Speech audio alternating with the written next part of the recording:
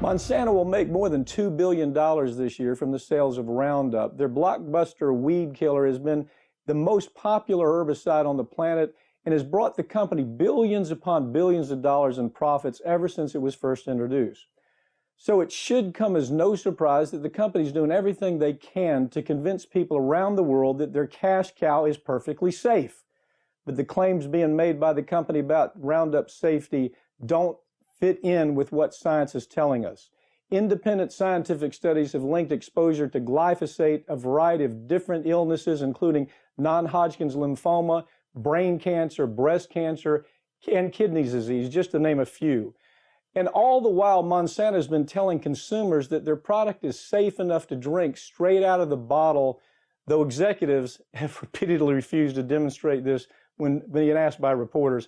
As lawsuits against the company keep growing, Monsanto is now going to have to take their tired and weak defenses to the courtroom, where juries will be soon deciding whether or not consumers can hold the company liable for the diseases that science is blaming on this corrupt company.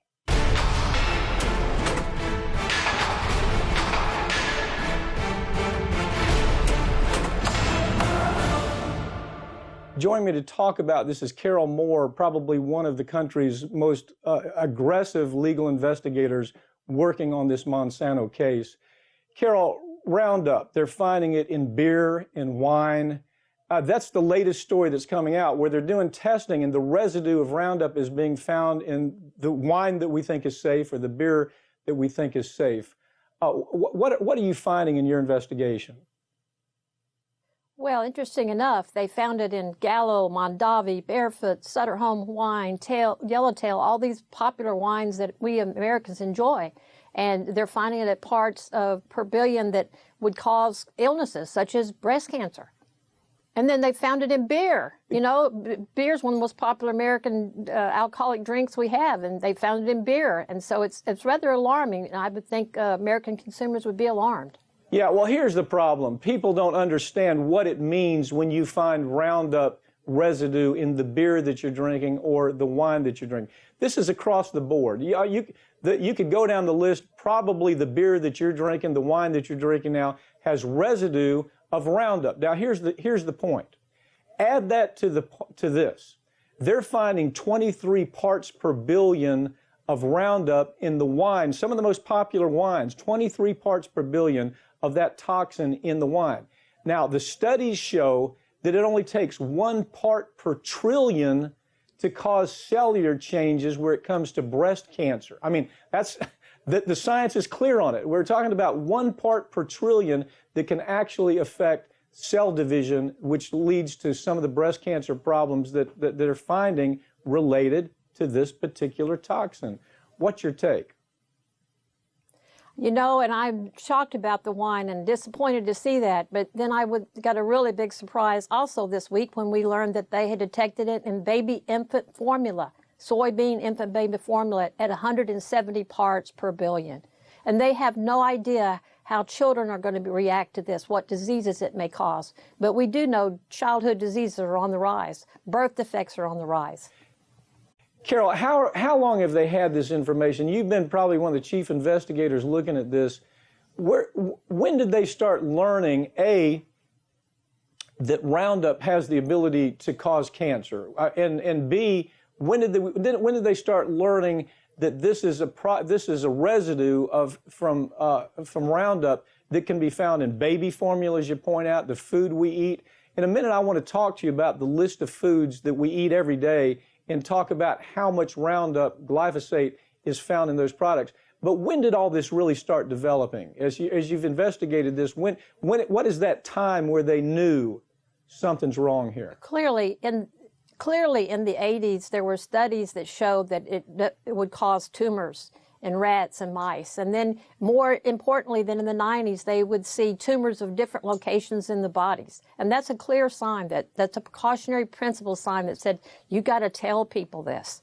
And then Hardell found the link to non-Hodgkin lymphoma in the 90s. So it's been out there for several decades now. Well, you mentioned the precautionary principle. The precautionary principle is about, if I understand it correctly, you may not have all of the information. You might even have 2 studies that disagree with each other. One study says clearly cancer, one study says maybe cancer. But the requirement for the company is to give the consumer a choice. Say to the consumer, I'm going to disclose what we found. We found cancer in monkeys. We found cancer in rats. These studies are also showing things like Parkinson's disease. They're showing things like with children. They're trying a whole host of different cancers with children. There are studies that vary. One study may show this, another study may not be as strong as that. But under the precautionary principle, as you point out, the responsibility of the company is to let people know that and then let them make the decision as to whether or not they want to use this product. Isn't that kind of what that's about? That's absolutely what this is about. And it's telling the mothers of these children that are put on soy-based infant meal, this has a Roundup residue in it, and you have to know to make the choice. Not on the label, and Roundup, Monsanto's not telling you you can't make the choice. Well, the World Health Organization came out with a study that was very clear. They came out and they said, we're not guessing here. The World Health Organization made the statement that we want to tell you that there's a probable relationship between Roundup and cancer. Okay, so that's behind us. Tell us a little bit about how important that study, who was involved, and how serious that study was. That right now Monsanto seems to totally want to distance themselves from. What was your take on that study? There were 17 scientists that made that study and came together from 10 different countries across the world. They had no political agenda. They were world-renowned, very respected scientists, and they came up with that conclusion. And then after that, 94 other scientists from 27 countries came out in full support of this decision that Roundup is a probable carcinogen. What have you seen as you've done this investigation when the World Health Organization comes up? For example, 17 scientists around the world, they don't have any agenda. You know, they're not working for any entity that's in competition with Monsanto. 17 scientists from all over the world say, yeah, this will cause cancer. Then, as you point out, 92 or 94 scientists come out and say, we agree with that. What is Monsanto doing here? What are they doing to try to discredit these scientists? What kind of steps have you seen them taking? Well, they've been across the board. They took this right at these people. They went right at these people. They tried to subpoena. They tried to contact them personally.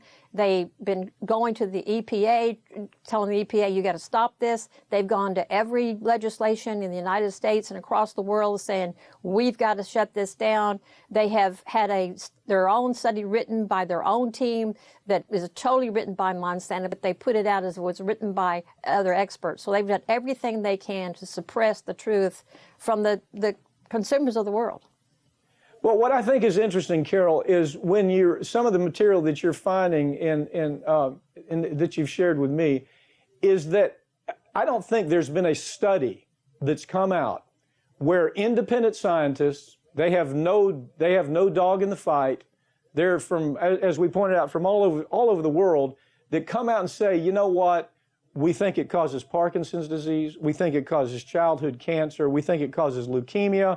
We think it causes non-Hodgkin's lymphoma. If I were to take those 4 studies, for example, every one of those studies were attacked, not just mildly attacked, but the people who actually wrote the stories were victimized by the company. The company would go after them in the university that they worked, in the laboratory that they worked. They'd put political pressure on those scientists who said that. As a matter of fact, I'm sure you know more about this than I do, but right now the World Health Organization is under attack to where they're going to lose their funding from the United States because Monsanto has such political influence that they're getting congressmen and senators to say, let's not fund the World Health Organization because they've now said that Roundup will cause cancer. Did I get that right?